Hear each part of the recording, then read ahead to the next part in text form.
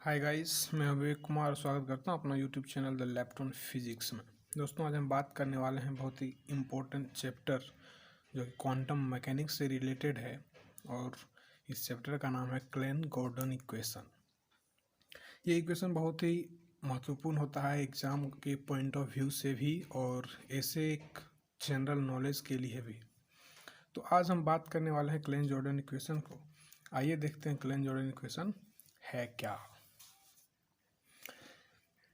एक short notes के रूप में हम आज देखेंगे इसको कि the Klein Gordon equation is a relativistic wave equation related to the Schrodinger equation.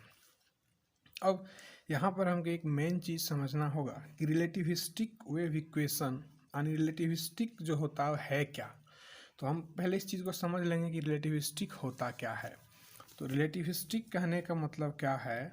Relativistic का मतलब होता है कि कोई भी पार्टिकल का जो वेलोसिटी होता है वह वेलोसिटी ऑफ लाइट के अक्रॉस या वेलोसिटी ऑफ लाइट के बराबर में हो जाए। किसी भी पार्टिकल का जो वेलोसिटी होगा वह वेलोसिटी ऑफ लाइट के बराबर में अगर हो जाए तो उस चीज़ को हम रिलेटिविस्टिक कहते हैं। यहाँ पर हम बात करेंगे कोई वेव फंक्शन की। तो हमने यहाँ पर क्या देखा कि the Klein Gordon equation is a relativistic wave equation related to the Schrodinger equation. It is second order in space and time and manifestly Lorentz covariance. यहाँ पर क्या कहता है कि यह second order space and time है।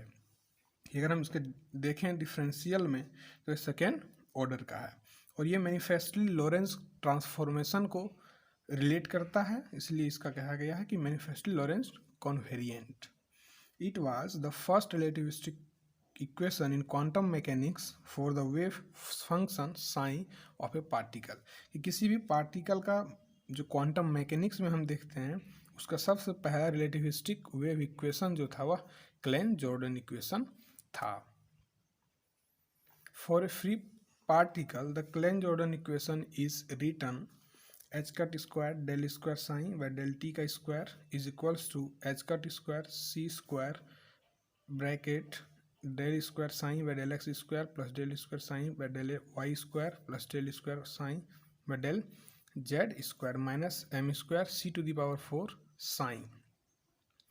ये जो है फ्री स्पेस या फ्री पार्टिकल के लिए क्लेन जॉर्डन इक्वेशन है, जहाँ पर हम आगे देखेंगे H cut square del square psi by del T square is equals to minus H cut square C square del square psi plus M square C to the power 4 sign.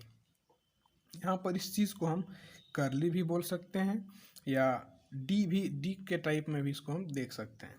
ये जो है बड़ी डेल बोलते हैं। इसका जो value होता है वो होता है del is equals to del by del psi del X plus del by del Y plus del by del Z. या इस चीज़ को इस प्रकार से लिख सकते हैं del square by del X plus del square del Y plus del square by del Z. यहाँ पर क्या था del square psi del square psi del square psi. तो इस चीज़ को हम यहाँ पर डायरेक्ट लिख सकते हैं डेल वाई स्क्वायर साइन। इसीलिए यहाँ पर जो हम रिप्रेजेंट किए हैं इस चीज़ को minus H cut square C square del Y square psi plus M square C to the power 4 psi. अब यहाँ पर माइनस कैसे आ गया, तो इस नेगेटिव साइन को अगर हम पॉजिटिव करेंगे तो यहाँ पर मेरा नेगेटिव आएगा और यहाँ पर पॉजिटिव साइन हो जाता है। अब आगे देखते हैं कि this equation is associated with the relativistic relationship between the energy E and the momentum P of a particle. अगर इस इक्वेशन को हम एसोसिएट करें कोई भी एनर्जी और किसी पार्टिकल का एनर्जी और मोमेंटम के साथ इसका अगर रिलेशनशिप देखें तो वो क्या होता है कि e square is equals to p square C square plus m not square C to the power 4। जहाँ पर एम नॉट जो है वो क्या होता है कि rest mass of the particle, C speed of velocity जो कि 2.998 into 10 to the power 8 metre per second होता है, लेकिन इस रेयरली हम लोग 3 into 10 to the power 8 metre per second लेते हैं। और पी जो गया momentum of particle, E energy of total energy of particle. अब यहाँ से देखते हैं कि the solution to the equation is the function psi which is for x, y, z, t 4 coordinates which is function of only of the coordinate x, y, z। लेकिन यहाँ पर हम t इसलिए लिए क्योंकि यह टाइम इंडिपेंडेंट या कह सकते हैं स्पेस टाइम के लिए सेकेंड ऑर्डर डेरिवेटिव है, इसलिए हम यहाँ पर t को भी दिखा सकते हैं कि साइन का जो फंक्शन होगा वो 4 होगा x, y, z, t, लेकिन मेनियली जो कोऑर्डिनेट फंक्शन इसका होगा वो x, y, z होगा and time t। Consequently, the particle described by the function have no other internal degree of freedom, that is, they are spinless and pi meson and k meson। यह जो होगा वह spin less हो जाएगा। आगे अब Klein Jordan equations को यहाँ पर हमने देखा, उसका इक्वेशन को देखा, उसके डेरिवेशन को देखा।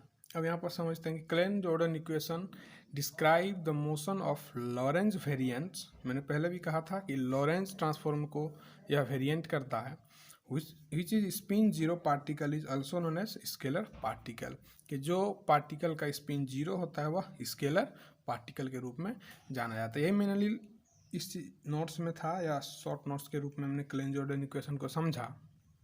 इस प्रकार के और भी शॉर्ट नोट्स के लिए आप बने रहें द लैप्टॉन फिजिक्स के साथ। धन्यवाद।